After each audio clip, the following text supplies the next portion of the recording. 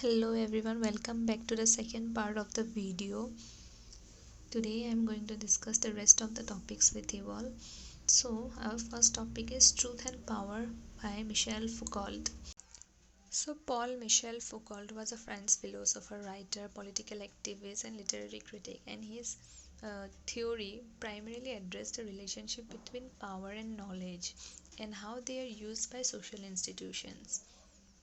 So in this essay, Foucault's principal interest is how power diffuses itself in the system of authority and manipulate or affect the truth.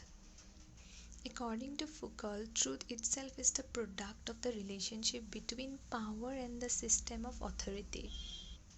And truth changes as the system changes. He coined the term power and knowledge to point out that one is not separated from the other. According to Foucault, Foucauldian power is applicable everywhere, whereas Marxist power is just applicable in political and economic field. Foucauldian power operates in a horizontal way, that means everywhere. On the other hand, Marxist power goes in a vertical axis, that means from upper to lower. In the case of power distribution, Foucauldian power have equality, whereas in the Marxist power, according to Foucault, there is no equality. For example, in Foucauldian power, people exercise power in choosing the president or PM who exercise his power over people by making certain rules and regulations. So power has a relational relationship. If there are if there are no people, there is no power. There is no PM and there is no ruled, so there is no ruler. So according to Foucault, power is everywhere and it keeps on changing and affect the truth. So the next essay is The Language of Paradox by Cleanth Brooks. So who was Cleanth Brooks? Cleanth Brooks was an American literary critic and professor. He argues for the centrality of ambiguity and paradox as a way of understanding poetry. For him, paradox is the perfect language for poetry. So in his seminal essay, The Language of Paradox, Brooks argues for the centrality of paradox. So for him, paradox is the perfect language for poetry. According to Brooks, the scientific language or referential language is too vague for the poet to portray or to convey his idea or message. So one should use paradox as a appropriate language of poetry. For him, referential language, that is scientific language, and poetic language is very different. A poet should make his own language. He should define his poetry the way he wants to, and he should create his own language. He should not use the referential or scientific language. According to him, the poet has control over language and he should take an active role in shaping of what literature means. So now the main thing is, what is paradox? Paradox is when a word takes on a double or contradictory meaning based on the context in which it is placed. So for example, there is a sentence, I always lie. If he always lies, then what he is saying at that moment, that is also a lie. Another example from Wordsworth, the son is the father of the man, holds a paradox in the line, because here the poem identifies the son as possessing a unique knowledge or understanding that cannot be measured by linear time or experience. So the juxtaposition of age and actual understanding creates a paradox.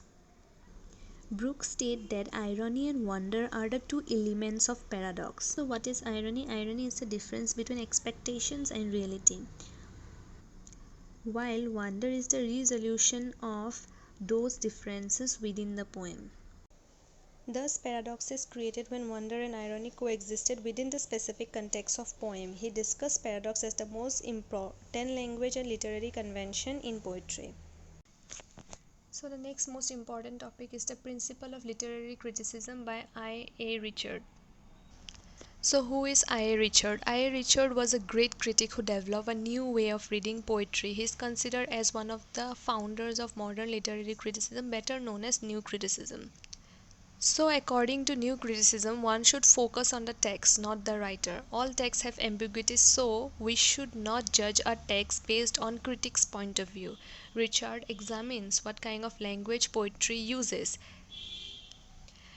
and he says that there are two uses of language. They are the scientific use and the emotive use. Now, let us discuss what is emotive use and what is scientific use. In scientific or referential, the word faithfully recalls the object.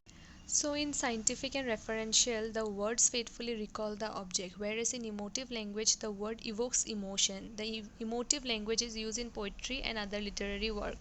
So, in scientific use or referential language, the word faithfully recall the image. So, if I say fire, I will recall the image of fire. But in emotive use, the word fire can interpret it in your own ways. If I say fire, that means my heart is on fire. If I say fire, that also symbolizes anger or hot, anything.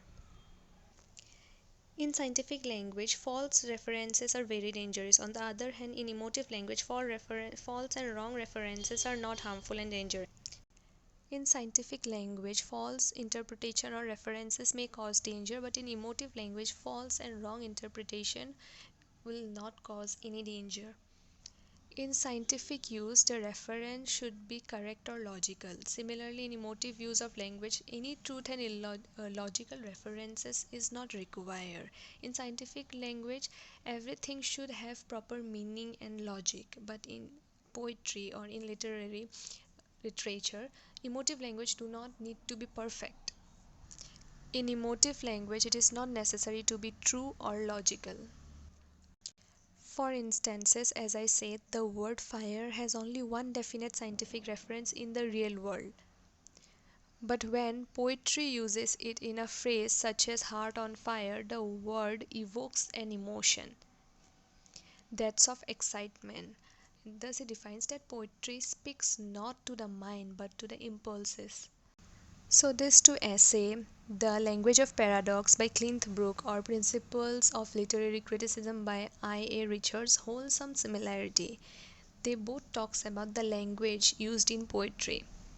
According to them, scientific language is too vague to portray the idea that poets wants to or to convey a certain message. So poet should use his own language as he goes on, and he should use emotive language to portray his feelings instead of scientific language. So I hope this will be helpful for you all, and I will soon upload the third part of the video. Thank you.